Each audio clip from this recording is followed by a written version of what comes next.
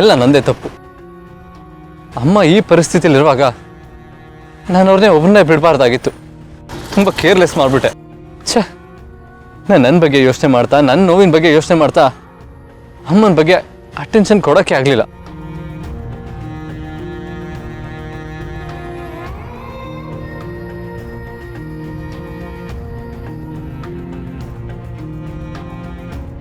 Boss, ದಯವಿಟ್ಟು ನೊಂದ್ಕೋಬೇಡಿ boss. Boss, ಇದರಲ್ಲಿ ನಿಮ್ದು ಯಾವ ತಪ್ಪು ಇಲ್ಲ. ನಿಮ್ಮನ್ನ ನೀವು ದೂಷಿಸ್ಕೋಬೇಡಿ. ಅತ್ತೆ ಖಂಡಿತವಾಗ್ಲೂ ಸಿಕ್ಕೇ ಸಿಗ್ತಾರೆ.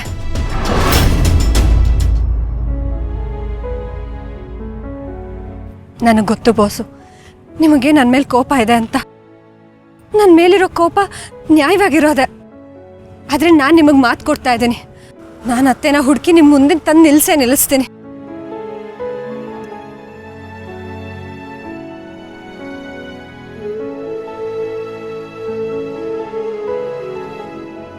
ಇಲ್ಲ, ಅಮ್ಮನ್ನ ನಾನು ಹುಡುಕ್ಲೇಬೇಕು.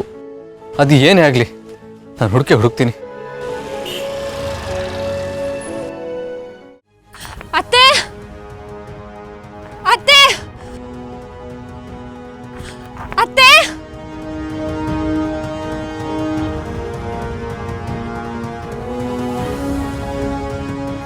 ದುರ್ಗಾ, ದುರ್ಗಾ, ನನಗೆ ದಾಕ್ಷಾಯಣಿ ಅಮ್ಮ ಎಲ್ಲಿದ್ದಾರೆ ಅಂತ ಗೊತ್ತಾಯ್ತು. ಅಮ್ಮ ಸಿಕ್ಬಿಟ್ರು. ಹೌದಾ? ಸದ್ಯ ಮಣಿ, ನೀನು ಈಗಲೇ ಹೋಗಿ ಬಾಸ್ಗೆ ವಿಷಯ ತಿಳಿಸು. ಪಾಪ ತುಂಬಾ ಗಾಬರಿ ಆಗಿದ್ದಾರೆ. ಅದು ಸರಿ, ದಾಕ್ಷಾಯಣಿ ಅತ್ತೆನ ನೀನು ಎಲ್ಲಿ ನೋಡ್ದೆ? ದುರ್ಗಾ, ಹೀಗೆ ನೇರವಾಗಿ ಹೋಗಿ ಎಡಕ್ಕೆ ತಿರುಗು, ಅಲ್ಲೇ ಹೋಗ್ತಾ ಇದ್ದಾರೆ. ಹೌದಾ? ಸರಿ, ನೀನು ಬೇಗ ಹೋಗು. ಅತ್ತೆ, ಅತ್ತೆ, ಅಮ್ಮ, ಅಮ್ಮ,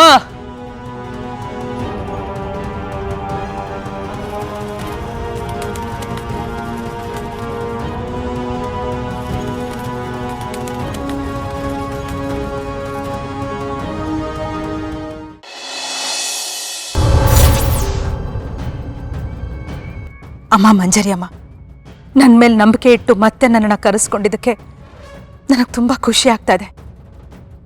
ನನ್ನ ಮೇಲಿದ್ದ ಕೋಪ ನಿಮಗೆ ಕಡಿಮೆ ಆಗಿದೆ ಅಲ್ವಮ್ಮ? ಅತಿಯಾಗಿ ಸಂತೋಷ ಪಡಬೇಡ ಮಾಳವಿಕಾ. ನಾನು ನಿನ್ನನ್ನ ಇಲ್ಲಿಗೆ ಕರೆಸಿದ್ದು ಒಂದು ಮುಖ್ಯವಾದ ವಿಷಯನ ಹೇಳಲು ಮಾತ್ರ. ಅಷ್ಟಕ್ಕೆ ನಾನು ನಿನ್ನ ತಪ್ಪುಗಳನ್ನೆಲ್ಲ ಮರೆತು ನಿನ್ನನ್ನ ಕ್ಷಮಿಸಿದ್ದೀನಿ ಅಂತ ಅಂದುಕೋಬೇಡ. ಆಗ್ಲಿ ಅಮ್ಮ, ನೀವು ನನ್ನನ್ನು ಕ್ಷಮಿಸೋ ಅಂಥ ದಿನ ಆದಷ್ಟು ಬೇಗ ಬರುತ್ತೆ. ನಿಮ್ಮ ನಂಬಿಕೆನ ನಾನು ಖಂಡಿತವಾಗ್ಲೂ ಗಳಿಸ್ಕೊಳ್ತೀನಿ ಅಮ್ಮ. ಹೇಳಿ ಅಮ್ಮ, ಈಗ ನೀವು ನನ್ನನ್ನು ಇಲ್ಲಿ ಕರೆಸ್ಕೊಂಡಿದ್ದಕ್ಕೆ ಕಾರಣ ಏನು ಅಂತ ಹೇಳಿ. ಮಾಳವಿಕಾ, ನಾವು ಅಕ್ಕ ತಂಗಿಯರೆಲ್ಲರೂ ಹುಟ್ಟುವಾಗಲೇ ನಮ್ಮದೇ ಆದ ಕೆಲವು ಅದ್ಭುತ ಶಕ್ತಿಗಳು ಮತ್ತು ಅಷ್ಟೇ ದೊಡ್ಡ ದೌರ್ಬಲ್ಯಗಳೊಂದಿಗೆ ಹುಟ್ಟಿದ್ದೇವೆ. ಅದೇ ರೀತಿ ಆ ರಕ್ತಾಕ್ಷಿಯ ಅತಿ ದೊಡ್ಡ ದೌರ್ಬಲ್ಯ ಒಂದಿದೆ. ದೌರ್ಬಲ್ಯನ? ಏನಮ್ಮ ದೌರ್ಬಲ್ಯ? ಹೇಳಿ. ಹಸಿರು ರತ್ನ. ಹಸಿರು ರತ್ನನ? ಎಲ್ಲಿದೆ ಅಮ್ಮ ಅದು? ನಾನೇನ್ ಮಾಡ್ಬೇಕು? ಆತುರ ಬೇಡ, ಸಮಾಧಾನವಾಗಿ ಕೇಳು.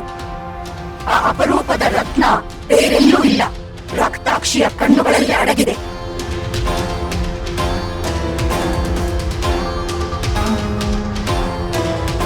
ರಕ್ತಾಕ್ಷಿಯ ಕಣ್ಣುಗಳಲ್ಲ? ಹೌದು, ಅವಳ 2 ಕಣ್ಣುಗಳು ಸೇರಿದ್ರೇನೆ ಒಂದು ಮಹಾಶಕ್ತಿಶಾಲಿ ರತ್ನವಾಗತ್ತೆ. ರಕ್ತಾಕ್ಷಿಗೆ ಸಿಗೋ ಶಕ್ತಿಯ ಮೂಲ ಕೂಡ ಆ ರತ್ನನೇ. ಹಾಗೆ ಅವಳ ಪ್ರಾಣಕ್ಕೆ ಕುತ್ತು ತರುವ ದೌರ್ಬಲ್ಯವೂ ಅದೇ ರತ್ನ.